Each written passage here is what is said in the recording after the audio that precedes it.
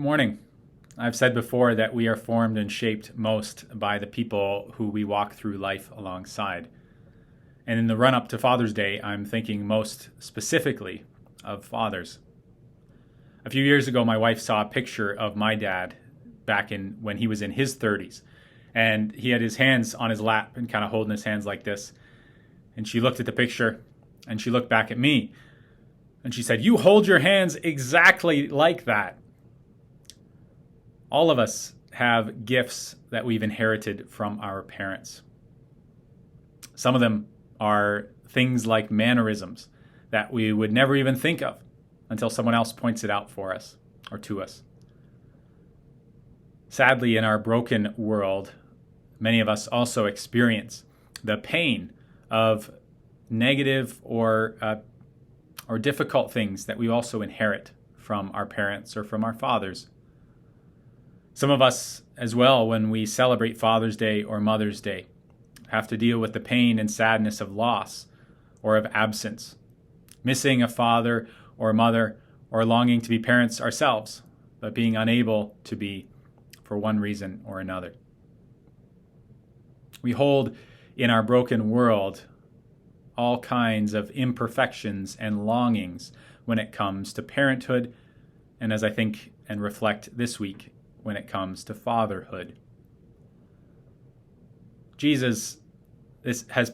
God has put the desire for fatherhood, to the desire to have parents and the desire to be parents. He's put that good desire in our hearts because God did not create us to be individuals walking through life alone, but rather to be a community and a family walking through life with people whom God places in our lives. We sometimes make the mistake of thinking that biology is the height of what it means to be family. But Jesus gives us a better picture, a more full picture of what it means to be human. When he says to a group of parents, if you, though you are evil, and here he means evil by comparison, but if you, though you are evil, know how to give good gifts to your children, how much more will your heavenly Father give good gifts to those who ask him? Jesus reminds us that the spiritual family that God has designed us to live in and to live into, that is the climax of what it means to be a family. And so I wonder this morning, what are the good and what are the bad that you have received from your biological parents, from your adoptive parents, or from people who have stepped in to be spiritual parents to you? Do you know some of the differences between what you have experienced growing up in your culture and what others have experienced growing up in a different culture when it comes to fatherhood?